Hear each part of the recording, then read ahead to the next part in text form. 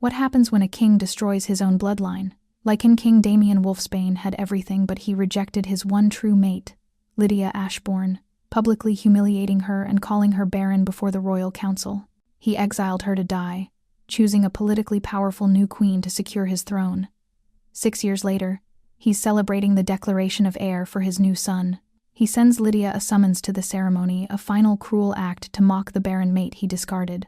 But he made one fatal mistake. He didn't know. She was already pregnant when she left, and she isn't coming back alone. Hi, my beautiful family. Thank you for sticking around with me through our trying times. I really appreciate your love and support. We're finally back again to give you many more beautiful stories. If you're already hooked in for today's story and ready to enjoy it, click subscribe and let me know in the comments where you're watching from, because tomorrow I will be giving you another story just as interesting as this one, and you don't want to miss it. Now let us begin. 6 years ago, Lydia Ashbourne had stood in the Grand Council chamber of the Wolfsbane Citadel, 20 years old, and so in love she could barely breathe. The moon goddess herself had blessed her, a minor daughter of a border pack, as the true mate to the newly crowned Lycan King. Damien Wolfsbane had been magnetic, commanding, everything a king should be, but after the mating ceremony, the warmth had vanished. He was cold, calculating. He needed an heir to solidify his rule after the brutal civil wars, and he needed one fast. 6 months. That's all the time he'd given her before he summoned her to the throne room packed with every alpha, every lord and lady who held power in the kingdom. Lord Silas Merton stood near the dais. Lady Rowan Ashford watched with barely concealed contempt. Her daughter Seraphine, cold, beautiful, politically connected, stood beside the king's throne, as if she already belonged there. Lydia Ashbourne. Damien's voice had boomed through the hall, devoid of warmth, devoid of recognition. He didn't even call her his mate. Dr. Corwin Hale, present your findings. The royal physician, a thin man with oily hands and shifty eyes, had stepped forward holding a sealed scroll. My king, I have completed the examination. The lunar tests, the blood work, the sacred rites. His voice dropped. The queen consort is barren. The word had shattered her world. Gasps rippled through the chamber. Lydia tried to speak, to protest, but Damien raised his hand. The moon goddess has spoken. She has denied us an heir through you. His eyes were like winter ice. Therefore, I, King Damien Wolfsbane, hereby sever the mate bond and dissolve this union before the council and the crown. You are exiled from this kingdom. You will leave tonight, alone. The pain was immediate and devastating, a tearing, burning agony as the sacred bond ripped apart. She had stumbled from that hall, bleeding from a wound that should never have existed, and fled into the frozen northern territories with nothing but her will to survive. 6 weeks later, in a rogue healer's tent, she learned the truth. She was pregnant. She had been 6 weeks pregnant, standing in that council chamber, while they branded her barren and destroyed her life.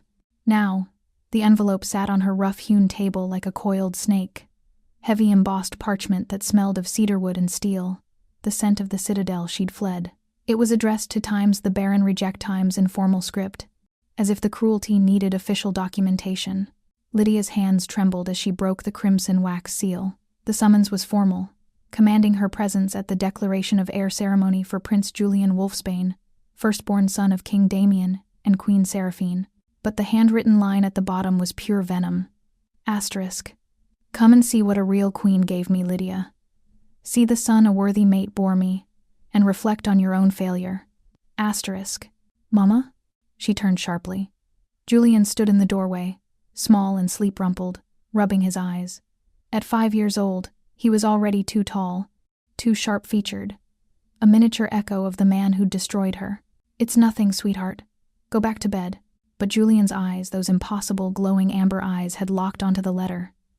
They flared brighter, burning with ancient Lycan power. The unmistakable mark of the Wolfsbane royal bloodline. It smells like my blood, Julian whispered, his small face confused. But wrong. Angry. Lydia's breath caught. He'd never met Damien. She'd never spoken his name. But the blood knew. The magic recognized its source. She knelt before her son, cupping his face. His wolf eyes blazed in the dim light. Undeniable proof of everything Damien had thrown away. Pack your things, Julian, she said quietly. We're going on a trip, Where?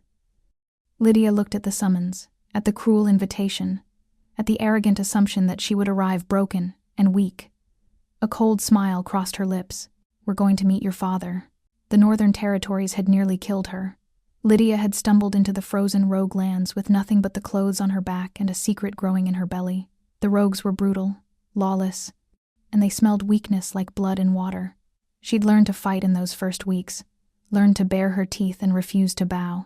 By the time Julian was born in a drafty healer's shack during a blizzard, she'd already killed 3 challengers and claimed a small territory near the abandoned Greystone ruins. She named him Julian, not Wolfsbane, never Wolfsbane, and swore he would never know the father who'd cast them both aside. But raising the true heir to the Lycan throne in exile was like trying to hide a wildfire. From the moment he could walk, Julian's power blazed. His first shift came at 3 years old, unheard of for any Lycan child. His wolf was massive, silver-black, with eyes that burned like molten gold. The rogues who'd settled near her territory whispered and watched, wondering what bloodline could produce such a child. Lydia had built her pack slowly, carefully. She'd taken in the exiles, the abandoned, the ones who'd been broken by the system that served kings and forgot everyone else. They were small, barely 30 strong, but they were loyal, and they were hers. She trained them herself, taught them the combat techniques she'd learned from her father before he died. She became Alpha Lydia, not through birthright, but through blood and will. But Julian was always the challenge. At 5 years old, he was stronger than wolves twice his age. His aura leaked out in moments of emotion, pressing down on lesser wolves until they whimpered and submitted. And those eyes, those damned Wolfsbane eyes, glowed with royal power that no amount of concealment could fully hide. She'd taught him to keep his head down, to mask his scent with common herbs, to never let his wolf surface around strangers. But she knew it was only a matter of time before someone recognized what he was. The summons changed everything. Damien's arrogance had given her an opening she'd never expected. He wanted her to witness his triumph, to see her replacement and the heir she'd supposedly failed to give him. He wanted her humiliated one final time. He had no idea what he'd invited into his throne room. Lydia wasn't going back for reconciliation or reunion. She wasn't some lovesick fool still pining for the mate who'd destroyed her. The bond he'd severed had left scars, yes, but those scars had made her stronger, harder, immune to the weaknesses that had nearly killed her 6 years ago. She was going back for one reason only: justice. Damien had built his throne on a lie, married his political queen on a fabrication, and declared a false heir before the kingdom. She was going to tear that lie apart in front of everyone who'd watched him cast her out, and she was going to do it with his true son standing beside her. Undeniable proof of everything the king had thrown away. Lydia couldn't walk into the citadel alone. Damien's summons guaranteed her entry, but it didn't guarantee her survival. The moment she crossed into Wolfsbane territory with Julian, every loyalist, every guard, every conspirator who'd helped fabricate the Barren lie would see them as a threat. She needed protection. She needed someone with enough power and legitimacy to shield them long enough to reach the throne room. She needed Lord Marcus Thorne. 6 years ago, Marcus had been the only voice of dissent in that council chamber. He was old guard, a decorated general who'd served Damien's father and commanded the Eastern Territories. When Damien had announced the bond severance, Marcus had stood and objected, his voice cutting through the hall. "This is madness, Your Majesty. The moon goddess does not make mistakes. This reeks of politics, not divine will." Damien had silenced him with a look that promised consequences, and Marcus had fallen silent. But as Lydia had been dragged from the chamber, she'd seen it in his eyes, not pity but fury. Now she stood at the gates of Thornhaven Keep, Julian's small hand clasped in hers. The estate was formidable, stone and iron built to withstand sieges, surrounded by Marcus's personal guard. When the gates opened and Marcus himself appeared older, grayer, but still broad-shouldered and imposing, his eyes swept over her, taking in the alpha she'd become. Then his gaze dropped to Julian. His entire body went rigid. "Inside," Marcus said quietly. Now, they sat in his war room, the heavy door closed, 2 guards posted outside. Marcus stared at Julian with an expression caught between awe and horror. The boy stared back, his amber eyes glowing faintly in the firelight, utterly calm. "How old?" Marcus asked, his voice rough. 5. "And his father?" Lydia met his gaze steadily. "I was pregnant, Lord Thorne. 6 weeks pregnant when I stood in that council chamber. When Dr. Hale called me Barren, When Damien severed the bond and exiled me, she gestured to Julian. This is your king's son, his true son. He has his father's eyes.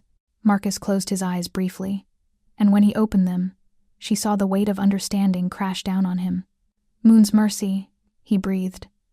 Do you understand what this means? What you're walking into? Yes. The Queen will want you dead the moment you're seen. Silas Merton, the physician. Everyone who orchestrated that lie, they'll all move to silence you before you can speak. I know. And the boy. Marcus looked at Julian again, at those unmistakable Wolfsbane eyes.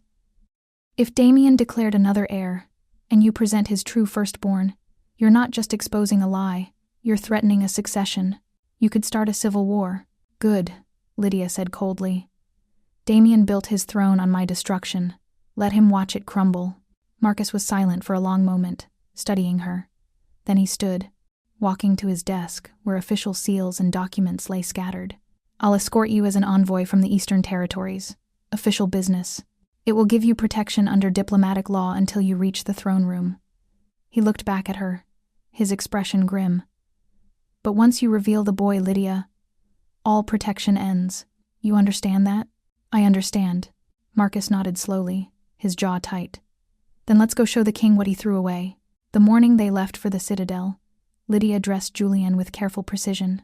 She'd commissioned new clothes for him, fine wool and leather in deep forest, green and silver, the colors of her northern pack, but embroidered on the shoulder, small enough to seem decorative but unmistakable to those who knew, was the Ashbourne sigil, a silver wolf beneath a crescent moon. Not Wolfsbane. Never Wolfsbane. He was hers, claimed and protected under her name, no matter what blood ran through his veins. Julian stood patiently as she fastened the clasps on his cloak, his amber eyes watching her face. He was so young, but there was an ancient quality to his gaze, as if the royal bloodline remembered things his conscious mind did not. Do you understand what we're doing? Lydia asked, kneeling to meet his eyes. We're going to the bad place, Julian said solemnly, where the mean king lives. Yes. And it's going to be dangerous. There will be people there who want to hurt us, who will try to stop us from speaking the truth. She gripped his shoulders gently, so I need you to listen very carefully. Don't speak unless someone speaks to you first.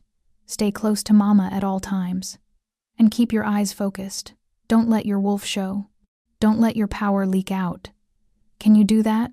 Julian nodded, his small face serious. Until you say. Until I say, Lydia confirmed.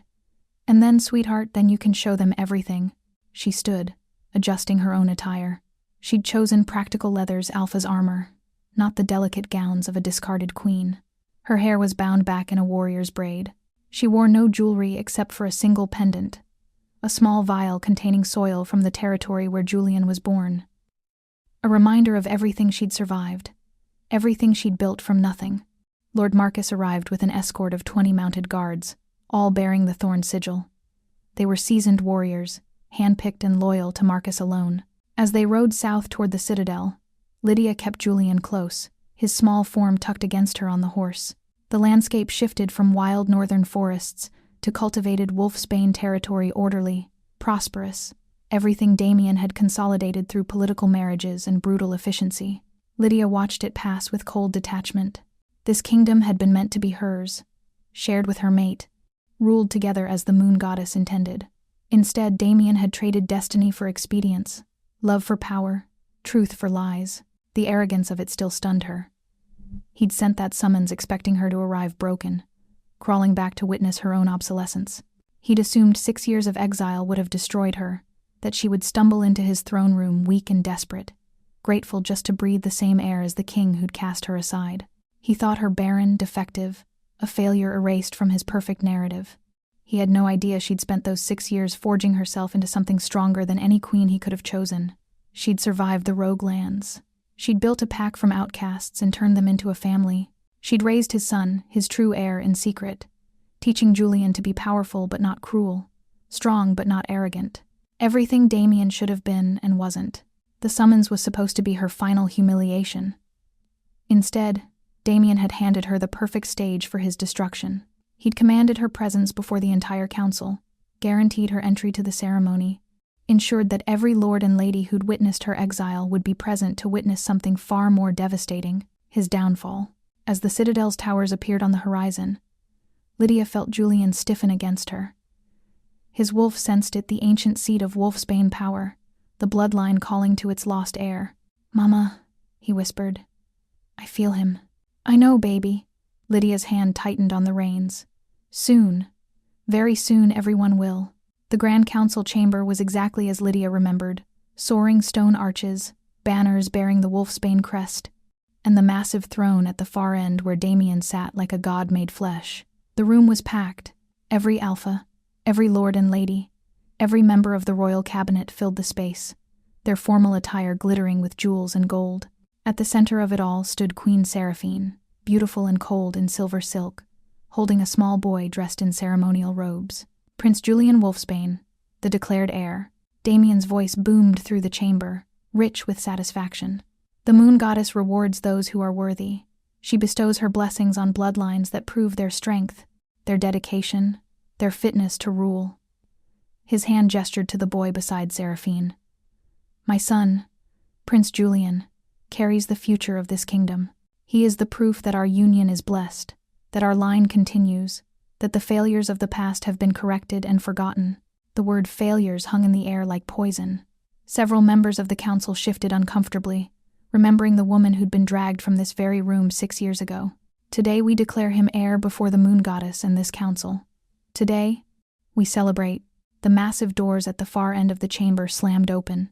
The sound echoed like thunder. Every head turned. The guards at the entrance moved to block the intrusion, hands on their swords, but froze when they saw Lord Marcus Thorne striding forward in full ceremonial armor, the Thorne banner carried by his guard. "Lord Thorne," one guard stammered. "The ceremony has begun. You cannot." "I am escorting an official envoy." Marcus's voice cut through the hall like a blade. "Under diplomatic law and by royal summons." He held up the very invitation Damien had sent, the crimson seal visible even from a distance. The king himself commanded her presence. Behind Marcus, framed in the doorway, stood Lydia. She looked nothing like the terrified girl who'd been exiled. She wore black leather armor fitted like a second skin, practical and imposing. Her hair was bound back in a warrior's braid. Her posture radiated power, confidence, the absolute authority of an alpha who'd earned her title through blood and will. She was transformed, forged in fire, unbreakable, and beside her, his small hand clasped in hers, stood a child. The chamber went deathly silent. Lydia walked forward, her boots echoing on the stone floor. Marcus's guards flanked her, forming a protective corridor. The crowd parted instinctively, wolves recognizing a predator in their midst. Whispers rippled through the assembly, confused and fearful. On the throne, Damien's expression shifted from shock to fury. "What is the meaning?" His voice died. He'd seen the boy. Julian walked beside his mother with perfect composure, his small frame dwarfed by the grandeur of the hall. He wore forest green and silver, the Ashbourne sigil on his shoulder. His face was solemn, focused, but his eyes, those impossible, burning amber eyes, were locked on the throne, on the man sitting there. Damien's face went white. The ceremonial cup in his hand trembled. He was staring at a ghost, a mirror image of himself 30 years ago. The same sharp features, the same black hair, the same unmistakable Wolfsbane bloodline written in every line of the boy's face. And those eyes, the royal eyes that couldn't be faked, couldn't be hidden, couldn't be denied. Queen Seraphine's hand flew to her mouth. Lord Silas Merton stumbled backward. Dr. Corwin Hale looked like he might faint. The entire council erupted in frantic whispers, wolves pressing closer to see, to confirm what their instincts were screaming. Lydia stopped at the base of the dais, 20 feet from the throne. She didn't bow, didn't lower her eyes. She stood tall, an alpha addressing an equal, and when she spoke, her voice carried through the chamber with crystalline clarity. "Your Majesty," she said, and the title dripped with irony. "Thank you for the invitation. I've brought a guest." She placed her hand on Julian's shoulder. "I thought the council should meet him before you declare your heir." Damien couldn't speak. He was staring at the boy at his son as if the ground had opened beneath him. Julian tilted his head up, his wolf eyes blazing with ancient power, and spoke for the first time since entering the hall. "Hello, Father." The two words detonated like explosives. The chamber erupted into chaos, shouts, gasps. Lords and ladies surging forward to see. Guards moving uncertainly, unsure whether to protect the king or contain the crowd. But Lydia didn't stop. She walked forward, her hand steady on Julian's shoulder, her stride confident and unhurried. The crowd parted before her like water, wolves instinctively yielding to the power radiating from both mother and child. Each step up the aisle felt like a judgment, the same path she'd been dragged down 6 years ago, broken and bleeding from a severed bond, now became her processional. The faces that had watched her humiliation now watched her return, and she met their stares with cold satisfaction. Lord Silas Merton, who'd stood silent during her condemnation. Lady Rowan Ashford, who'd smiled when Damien announced his new queen. Dr. Corwin Hale, who'd fabricated the lie that destroyed her life. They all saw her now, saw what she'd become, saw what she'd brought. Lydia stopped at the base of the dais, directly below the throne. From this position, she had to look up at Damien 6 years ago, supplicant to king. Now she stood as an equal, an alpha in her own right, with her son beside her. Julian stepped forward slightly, and the movement drew every eye in the chamber. He was so small compared to the grandeur around him, but his presence filled the space like a gathering storm. He lifted his chin, meeting Damien's gaze directly, and his eyes blazed. The amber wolf glow intensified, ancient and unmistakable, the exact same shade and fire that burned in Damien's own eyes. The royal bloodline staring at itself across 6 years of lies. Damien's ceremonial cup slipped from his fingers. It hit the stone floor with a sharp crack, and wine spilled across the dais like arterial blood, red and spreading. The king didn't seem to notice. He was frozen, staring at the boy with an expression that cycled through shock, disbelief, recognition, and finally, dawning horror. "No," he whispered. "That's not it, can't. You invited your rejected mate to witness your worthiness, your majesty." Lydia's voice cut through his stammering, clear and cold as winter steel. "You commanded my presence so I could watch you celebrate the heir I supposedly failed to give you." She placed both hands on Julian's shoulders now, presenting him like a revelation. "So I brought my son, your true son, the heir I was already carrying when you branded me Barren and cast me out to die." The chamber went silent. Even the whispers died. Every wolf in the room was staring at Julian, at those undeniable Wolfsbane eyes, at the miniature reflection of their king standing in exile colors. "He's 5 years old," Lydia continued, her voice steady, relentless. "Born 6 months after you severed our bond. Born with your eyes, your bloodline, your royal mark that cannot be faked or hidden. Born while I fought to survive in the rogue lands you exiled me to." "Lies." Queen Seraphine's shriek shattered the silence. She lurched forward, her beautiful face twisted with panic. "This is a trick. Some scheme to steal the throne." She pointed at Julian with a trembling hand. "That child is not the king's son. She's lying. She's always been a liar, a failure. Look at his eyes." Lord Marcus Thorne's voice boomed through the hall. "Look at them and tell me that bloodline can be fabricated, your majesty." He turned to address the council. "I served King Hrothgar Wolfsbane for 30 years. I know the royal mark when I see it. That boy carries the pure Wolfsbane line." Other voices rose in agreement. Wolves were pressing closer, their enhanced senses confirming what their eyes showed them. The scent, the aura, the undeniable power radiating from Julian. It was all unmistakably royal, unmistakably Damien's blood. Damien still hadn't moved. He was staring at Julian like a man watching his entire world collapse. His new queen was screaming. His council was in chaos, and before him stood the mate he'd destroyed, holding the son he'd never known existed, the true heir he'd thrown away for a political alliance. Julian met his father's gaze steadily, his small face solemn, and those burning amber eyes showed no fear, no doubt, only absolute certainty of who and what he was. The king of Lycans, confronted by the heir he'd condemned to exile before the boy was even born. Lydia turned from Damien's frozen form to face the council, her voice rising above the chaos. 6 years ago, I was declared barren in this very chamber, a diagnosis that justified severing a sacred mate bond and exiling a queen. Her eyes locked onto Dr. Corwin Hale, who had gone pale as death. "Dr. Hale, you performed that examination. You presented those findings to the king and council." She took a step toward him. "Tell them the truth, now." The physician stumbled backward, shaking his head frantically. I only reported what the tests were. The tests were fabricated. Lord Marcus's voice cracked like a whip. Speak, Corwin, or I'll have you dragged to the dungeons for treason against the crown and perjury. Before the moon goddess herself. Dr. Hale collapsed to his knees, his composure shattering. I was paid. The words burst from him like a confession at the gallows. Lord Merton and Her Majesty, they came to me before the examination. They said the king needed a stronger alliance, that a low-born mate would weaken the throne. They gave me gold, promised me position, protection. His voice broke. They told me what to write in the report. They said she'd be exiled, that she'd die in the rogue lands anyway, that it didn't matter. You lying wretch!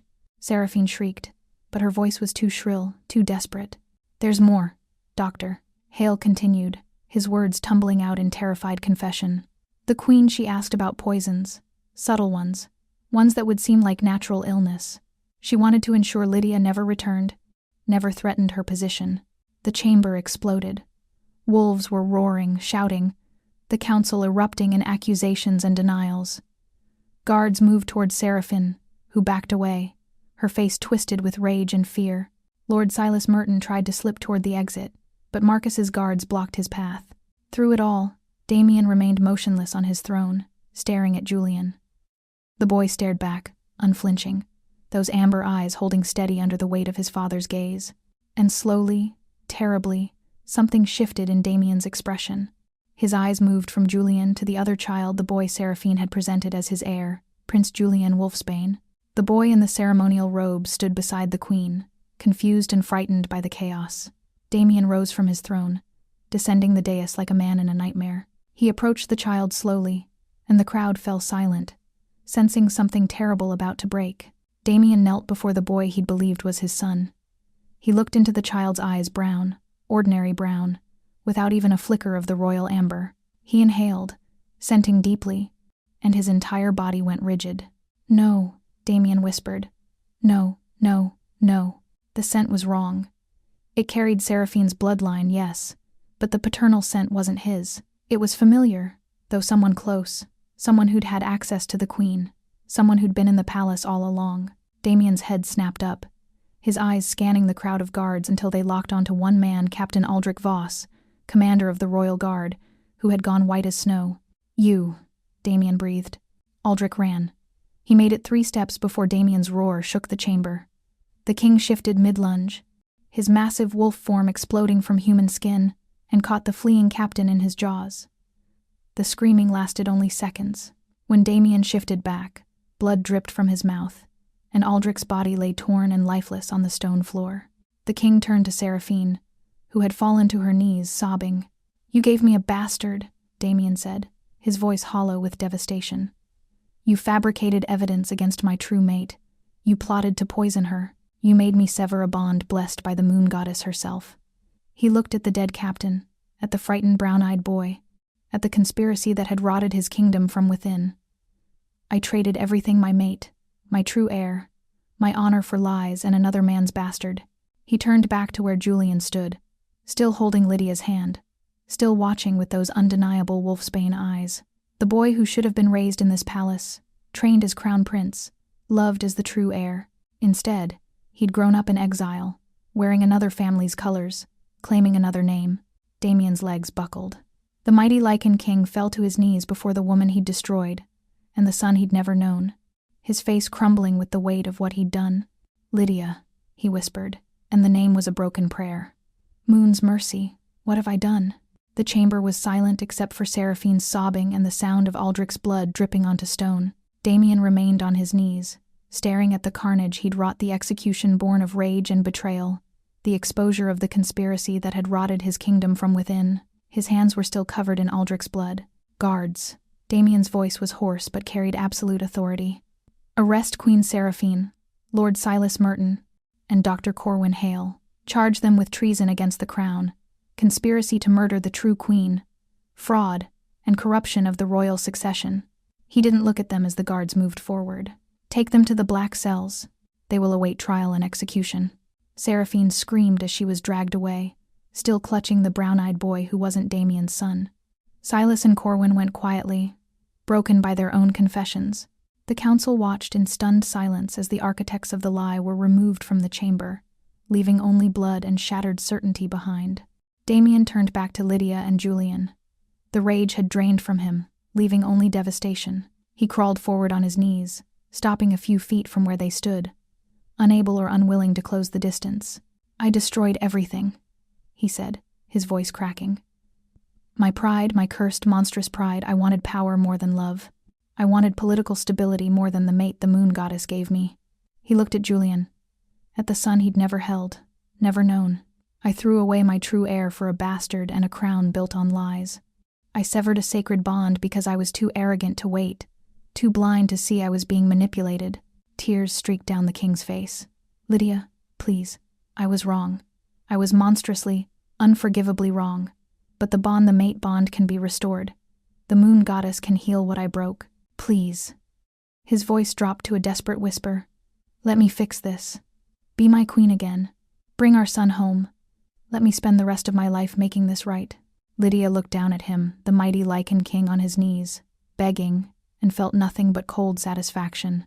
The mate bond, severed 6 years ago, tried to pull at her heart. She could feel the faint echo of what they'd once shared, the connection that should have been eternal, but it was a ghost, a memory, powerless against everything she'd become. "You want to know what you did?" Lydia's voice was quiet, deadly. "I gave birth to your son alone in a rogue healer's shack during a blizzard. No mate to hold my hand, no pack to protect me, just me, screaming through labor while wolves I didn't trust guarded the door." She stepped closer, forcing him to look up at her. "I bled for hours. I nearly died. And when Julian was born, when I held him for the first time, I knew that if you ever found out, you'd take him from me. So I hid him. I built a pack from nothing to protect him. I trained myself to fight because no one else would defend us." Damien was shaking, his face destroyed by grief. "You threw me away like garbage," Lydia continued. "You let them poison your mind with lies because it was convenient. You chose power over love, politics over truth, and a false queen over your true mate." She leaned down, her voice dropping to a whisper. "And now you want forgiveness? You want me to restore what you severed? To bring our son into this nest of vipers you call a court?" Before Damien could respond, Julian stepped forward, placing himself between his kneeling father and his mother. The boy's small frame seemed to expand, his aura flaring with power that pressed down on everyone in the chamber. Wolves stumbled backward. Even Lord Marcus tensed. "Don't touch my mother," Julian said, his child's voice carrying the weight of ancient authority. His amber eyes blazed. "You hurt her. You made her cry. You don't get to ask for forgiveness." Damien stared at his son at the air he'd lost, and the last of his composure shattered completely. Lydia placed her hand on Julian's shoulder, gently pulling him back against her. She looked down at Damien one final time, and when she spoke, her voice carried through the chamber with absolute finality. "You severed the bond, Damien. You stood before this council and the moon goddess herself and declared us finished. You made your choice: power over love, politics over truth, convenience over destiny." Her eyes were cold, merciless. "That bond cannot be restored. Not by ritual, not by begging, not by regret. What's broken stays broken. What you threw away is gone forever." Damien reached toward her, his hand trembling. "Lydia, please. I am not your mate," she said, cutting him off. "I am not your queen. I am Alpha Lydia Ashbourne of the Northern Territories, and I want nothing from you or your corrupted throne." She turned to address the council, her voice ringing with authority. "Let it be known before all witnesses here assembled. My son's name is Julian Ashbourne, not Wolfsbane. He carries my pack name, my bloodline claim, and my protection. He will be raised in the territory I built, by the pack I forged, among wolves who value loyalty and truth over crowns and lies." "No," Damien whispered, horror dawning on his face. "You can't. He's the heir. He's my son. The kingdom needs. The kingdom needed him 6 years ago." Lydia snapped. "You threw that away when you chose your false queen and her bastard over us. You made your choice, Your Majesty. Now live with it."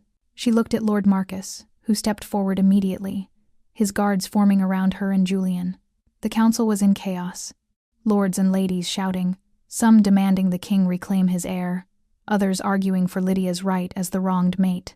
But Damien remained frozen on his knees, trapped by political reality.